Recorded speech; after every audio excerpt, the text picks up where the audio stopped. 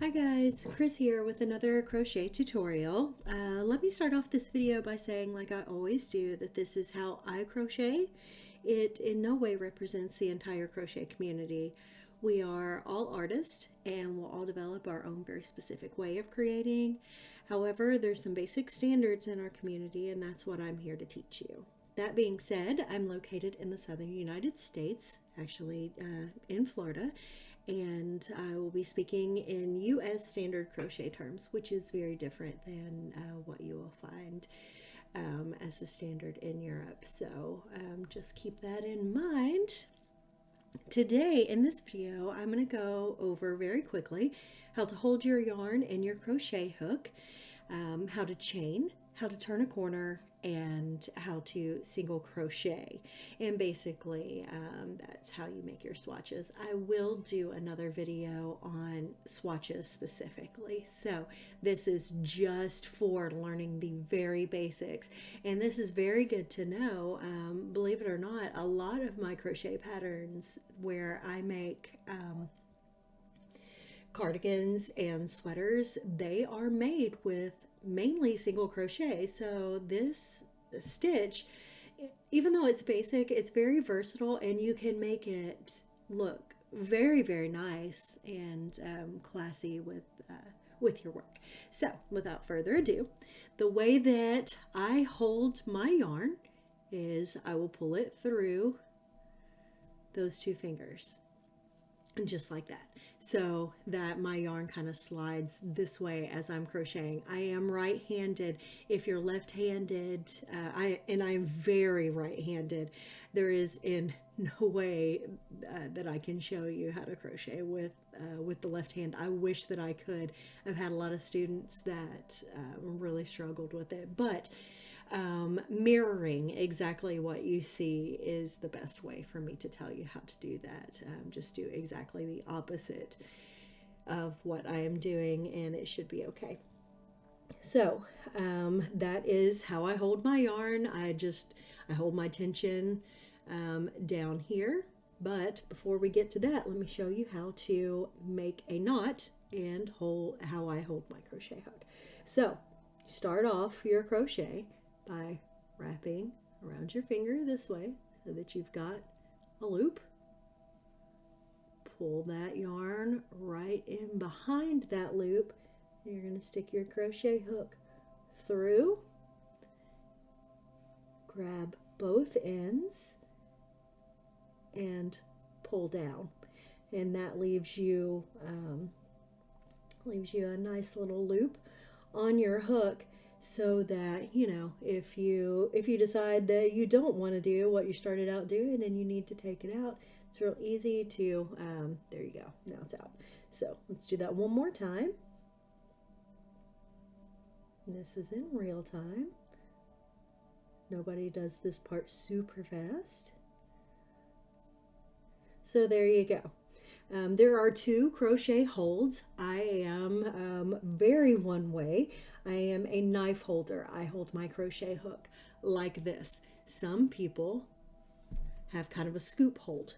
And either one of those, you can try either one of those and see which works for you. So again, this is very foreign to me to hold it this way. So now I've got a hold of my hook. I've got my yarn through my fingers, and then I will take these two, my thumb and my middle finger, and just kind of hold a little bit of tension. So I've got tension on my thread or my yarn coming this way. So let me get my hold that I'm used to doing. Now to crochet a chain, that will be your foundation in 90% or probably 99% of every project that you're going to do is going to be a foundation chain. So what you're going to do is you are going to hold this tension, wrap your hook around, pull through that loop. Then you've got another loop on your hook. That is one chain that we did right there. Then we're going to do another chain. So there's two chains. I'm going to talk while I'm doing this in real time. You can rewind this video if you need to. It does take a minute to, you know, learn how to do this. So if you are struggling for a minute, that's okay. Just keep at it, try a different hold, try a different way to hold onto your yarn. You'll see me on a chain. I will move my thumb and my finger up and up and up as I go to hold that tension. Sometimes, you know, your yarn is going to slip out of your fingers there. So let's see how many I did while I was talking. We've got 1, 2, 3, 4, 5, 6, 7, 8, 9, 10, 11.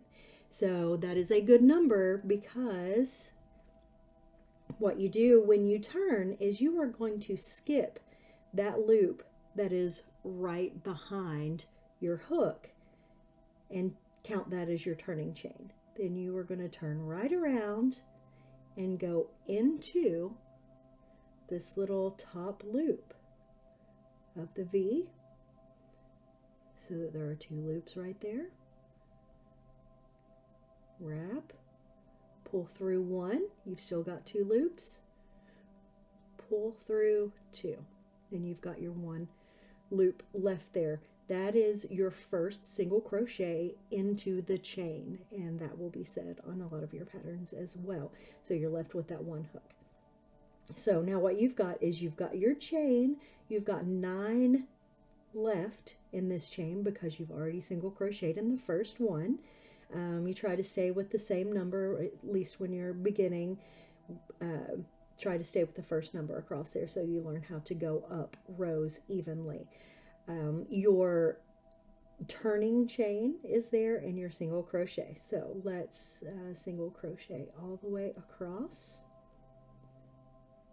So there's 2. This is probably your hardest row to do.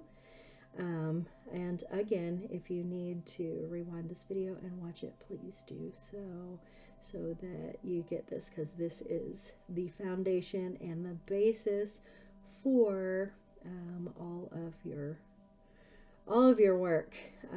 I do recommend starting out with things like a dishcloth, and use a cotton yarn for that because they can take the heat.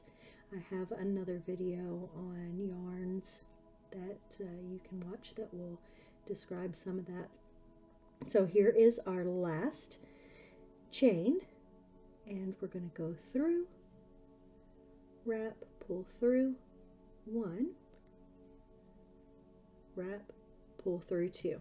So now we've got 1, 2, 3, 4, 5, 6, 7, 8, 9, 10, and then we've got that weird little loop turning chain there on the back. So you always count to count your stitches. You count the V's. So 1, 2, 3, 4, 5, 6, 7, 8, 9, 10, and that is perfect. So now we're going to do one more chain, and you'll see this in your patterns. It will say chain 1 and turn. So that is your chain 1. The reason that you chain 1 on a single crochet row is because the height of your stitch is 1 chain high. So if you are doing different stitches, it may say chain 2, which is a double crochet. You are going to chain 2 up so that you bring your yarn up to the same height as your stitch that goes across. So we've chained 1, we're going to turn our work, and this is the part where people get very confused. This right here, and again, everybody does this very, very differently. I go into the first stitch because that gets my work. I guess it's just how I learned, and that gets my work very, very straight. So this right here, this hole right here is your first stitch.